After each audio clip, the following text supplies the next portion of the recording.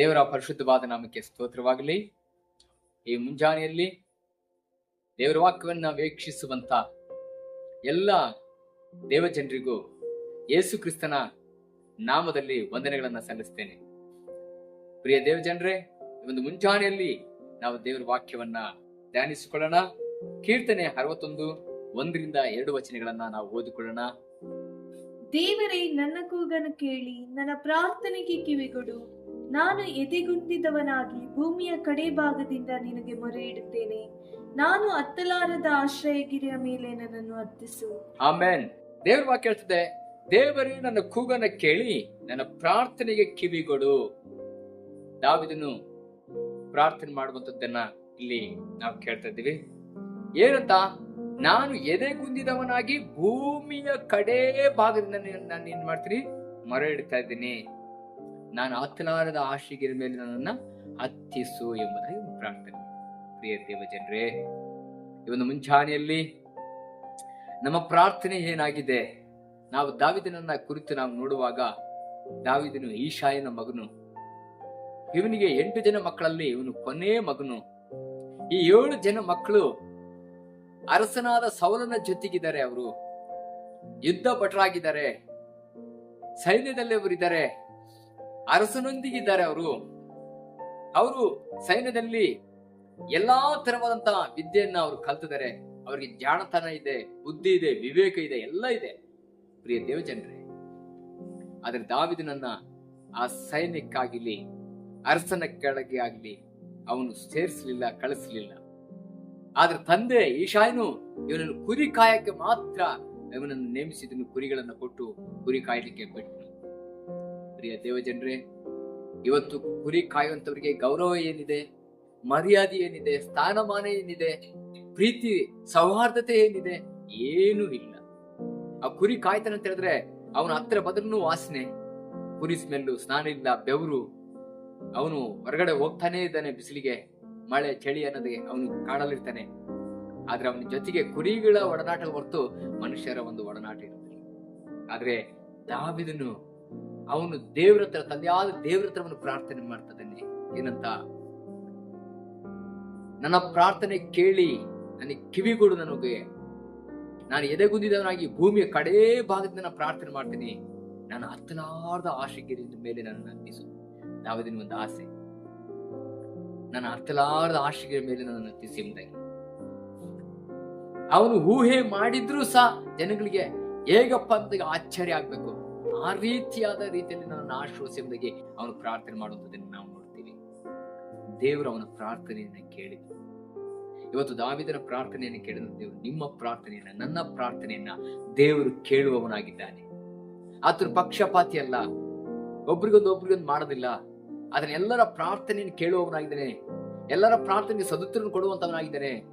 ದಾವೀದನ ಪ್ರಾರ್ಥನೆ ಕೇಳಿದ ದೇವರು ಇವತ್ತು ನಿಮ್ಮ ಪ್ರಾರ್ಥನೆಯನ್ನೇ ಕೇಳ್ತಾನೆ. ನೀವು ಯಾವ ವಿಷಯಕ್ಕೆಲ್ಲ ಪ್ರಾರ್ಥನೆ ಮಾಡ್ತೀರಿ, ಯಾವ ವಿಷಯದಲ್ಲೆಲ್ಲ ನೀವು ಮನಗುಂದಿದವರಾಗಿದ್ದು ಆ ದೇವ್ರ ಮುಂದೆ ನೀವು ಮೊಣಕಾಲು ಊರಿದಿರಿ, ಖಂಡಿತವಾಗಿ ದೇವರು ನಿಮ್ಮ ಪ್ರಾರ್ಥನೆಯನ್ನು ಕೇಳುವವನಾಗಿದ್ದಾನೆ. ದೇವರು ಅವನ ಪ್ರಾರ್ಥನೆ ಕೇಳಿ ನಾವು ನೋಡ್ತಾ ಇದ್ದೀವಿ.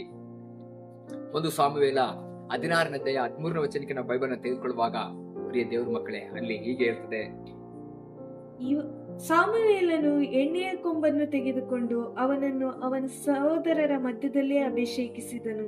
ಕೂಡಲೇ ಯೆಹೋವನ ಆತ್ಮವು ದಾವೀದನ ಮೇಲೆ ಬಂದು ನೆಲೆಗೊಂಡಿತು. ಆಮೆನ್. ನೋಡಿ, ಇಲ್ಲಿ ನಾವು ನೋಡ್ತಿದ್ದೀವಿ, ಎಣ್ಣೆಯನ್ನ ಕೊಂಬನ್ನು ತೆಗೆದುಕೊಂಡು ತನ್ನ ಸಹೋದರರ ಮಧ್ಯದಲ್ಲಿ ದಾವೀದನನ್ನ ಅಭಿಷೇಕಿಸಿದನು ಎಂಬುದಾಗಿ. ಹಲ್ಲೆಲೂಯಾ. ಪ್ರಿಯ ದೇವರ ಮಕ್ಕಳೇ, ನಿಮ್ಮ ಮನೆಯಲ್ಲಿ ನೀವು ಕೇವಲವಾಗಿರ್ಬೋದು, ನಿಮ್ಮ ಸಭೆಯಲ್ಲಿ ನೀವು ಏನು ಇಲ್ಲದವರಾಗಿರ್ಬೋದು, ನಿಮ್ಮ ನೋಡುವಂತ ಜನರು ನಿಮ್ಮಿಂದ ಏನು ಅಂತ ನಿಮ್ಮನ್ನ ಕೇವಲ ಕಡೆಗಣಿಸಿರ್ಬೋದು. ಇವತ್ತು ದೂಷಿಸಲ್ಪಟ್ಟಂತವರು, ಕೈ ಬಿಡಲ್ಪಟ್ಟಂತವರು, ನಿರಾಕರಿಸಲ್ಪಟ್ಟಂತವರಾಗಿರ್ಬೋದು. ನಿಮ್ಮ ಕುರಿತು ಜನಗಳು ಒಳ್ಳೆ ಅಭಿಪ್ರಾಯ ಇಲ್ಲದವರಾಗಿರ್ಬೋದು. ನಿಮ್ಮ ನೆಂಟರಾಗ್ಲಿ, ಬಂಧು ಬಳಗದವರಾಗ್ಲಿ, ಸ್ನೇಹಿತರಾಗಿರ್ಲಿ, ನಿಮ್ಮ ಕುರಿತಾಗಿ ಕೇವಲವಾಗಿ ಮಾತನಾಡಿರ್ಬೋದು. ಆದ್ರೆ ಒಂದು, ನೀನು ನಂಬಿರುವಂತ ದೇವರು, ನೀವು ಆರಾಧಿಸುವಂತ ದೇವರು, ನಿಮ್ಮ ಹೆಸರಿಡಿದ ಕರೆದ ಯೇಸು ಸ್ವಾಮಿ ನಿಮ್ಮ ಪ್ರಾರ್ಥನೆ ಕೇಳಿ, ಯಾರು ನಿಮ್ಮನ್ನು ದೂಷಿಸಿದ್ರು, ಅವಮಾನಿಸಿದ್ರು, ಅಪಮಾನಿಸಿದ್ರು, ಅವರ ಮಧ್ಯದಲ್ಲೇ ನಿನ್ನನ್ನು ಅಭಿಷೇಕಿಸಲಿಕ್ಕೆ ಆತನ ಶಕ್ತರಾಗಿದ್ದಾನೆ. ಹಲ್ಲೆಲೂಯಾ. ಆಮೆನ್.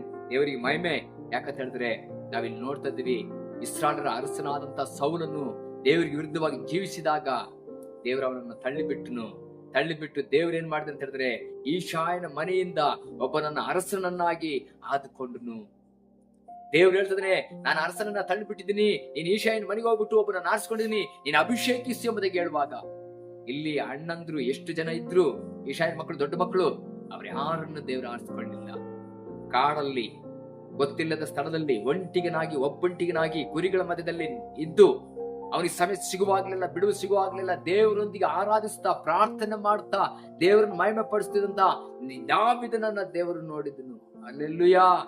ಇವತ್ತು ನೀವಿರುವ ಸ್ಥಳಗಳಲ್ಲಿ, ನೀವು ಯಾವ ಸ್ಥಿತಿಗಳಲ್ಲಿ ಇದ್ದು ಸಹ ನೀವು ದಾವೀದನ ಹಾಗೆ ನೀವು ಪ್ರಾರ್ಥನೆ ಮಾಡೋದಾದ್ರೆ ದೇವರು ಪ್ರಾರ್ಥನೆ ಕೇಳುವಂತ ದೇವರಾಗಿದ್ದಾನೆ. ದೇವರು ದಾವೀದನನ್ನ ಆರಿಸಿಕೊಂಡನು.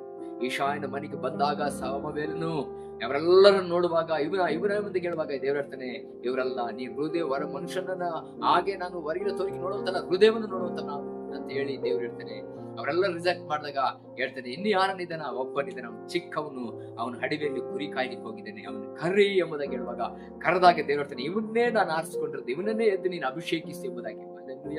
ಮನುಷ್ಯರ ದೃಷ್ಟಿಯಲ್ಲಿ ನೀವು ಇಲ್ಲದಿದ್ರು, ಮನುಷ್ಯರು ನಿಮ್ಮನ್ನ ಸನ್ಮಾನಿಸುತ್ತಿದ್ರು, ಮನುಷ್ಯರು ನಿಮ್ಮನ್ನ ಗಣ್ಯನತನಕ್ಕೆ ನಡೆಸುತ್ತಿದ್ರು, ದೇವರು ನಿಮ್ಮನ್ನ ಗಣ್ಯನಿಗೆ ತಂದು ಅನೇಕರನ್ನ ಗಣ್ಯರನ್ನ ನಾಚಿಪಡಿಸು ಗಣ್ಯನಿಗೆ ಬಾರಂತ ನಿಮ್ಮನ್ನ ದೇವರು ಆಶ್ವಾಸಕ್ಕೆ ಶಕ್ತನಾಗಿದ್ದಾನೆ. ಹಲ್ಲೆಲೂಯಾ. ಖಂಡಿತವಾಗಿ ದಾವೀದನನ್ನ ಯಾರೆಲ್ಲ ತಿರಸ್ಕಾರ, ಅವರ ಅಣ್ಣ ತಮ್ಮಂದ್ರೆಲ್ಲ ತಿರಸ್ಕರಿಸಬಹುದು, ಅಪ್ಪ ಏನೋ ಕುರಿ ಕೊಟ್ಟಿದ್ದೀನಿ ಬಿಡು ಮೇಯಿಸ್ಕೊಳ್ತೇನೆ ಅಂತ ಹೇಳ್ಬೋದು. ಆದ್ರೆ ದಾವೀದನನ್ನ ಅದೇ ಅಣ್ಣ ತಮ್ಮಂದ್ರ ಮಧ್ಯದಲ್ಲಿ, ಅದೇ ಸ್ವಂತ ಜನರ ಮಧ್ಯದಲ್ಲಿ, ಅದೇ ರಕ್ತ ಸಂಬಂಧಿಗಳ ಮಧ್ಯದಲ್ಲಿ, ಅದೇ ತಂದೆಯ ಮಧ್ಯದಲ್ಲಿ ದಾವೀದನನ್ನ ಅಭಿಷೇಕಿಸುವಂತದನ್ನ ನಾವು ನೋಡ್ತಾ ಇದ್ದೇವೆ. ಹಲ್ಲೆಲೂಯಾ. ಇವತ್ತು ನಿಮ್ಮನ್ನ ಅಭಿಷೇಕಿಸುವಂತ ದೇವರು, ನಿಮ್ಮನ್ನ ಆಶೀರ್ವದಿಸುವಂತ ದೇವರು, ನಿಮ್ಮ ಆಸೆಗಳನ್ನ ಆಕಾಂಕ್ಷೆಗಳ ಶ್ರೇಷ್ಠ ವರಗಳಿಂದ ಪೂರೈಸುವಂತ ದೇವರು ಆತನಾಗಿದ್ದೇನೆ. ಪ್ರಿಯ ದೇವರು ಮಕ್ಕಳೇ, ಇದಕ್ಕೆ ನಾವು ಮತ್ತೊಂದು ವಾಕ್ಯವನ್ನ ನಾವು ಓದಿಕೊಳ್ಳೋಣ. ಕೀರ್ತನೆ 78 72 ವಚನ ತನಕ ನಾವು ಓದ್ಕೊಳ್ಳೋಣ. ಇದಲ್ಲದೆ ಆತನು ತನ್ನ ಸೇವಕನಾದ ದಾವೀದನನ್ನು ಆರಿಸಿ ಕುರಿಹಟ್ಟಿಯಿಂದ ತೆಗೆದುಕೊಂಡು ಮರಿಕುರಿಗಳನ್ನು ರಕ್ಷಿಸುವ ಕೆಲಸದಿಂದ ಬಿಡಿಸಿ ಅವನನ್ನು ತನ್ನ ಪ್ರಜೆಗಳಾದ ಯಾಕೋಬ್ಯರನ್ನು, ಅಂದರೆ ತನ್ನ ಸ್ವಾಸ್ಥ್ಯವಾಗಿರುವ ಇಸ್ರಾಯೇಲರನ್ನು ಸಾಕುವುದಕ್ಕೆ ನೇಮಿಸಿದನು.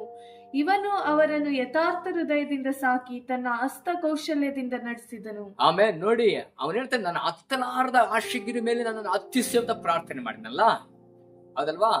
ಅವನಿಗೆ ಎಜುಕೇಶನ್ ಇಲ್ಲ, ವಿದ್ಯಾಭ್ಯಾಸ ಇಲ್ಲ, ಜನಗಳ ಒಡನಾಟ ಇಲ್ಲ, ಒಂದು ದೇಶದ ಕುರಿತಾಗಿ ಅವನಿಗೆ ಆಲೋಚನೆ ಇಲ್ಲ.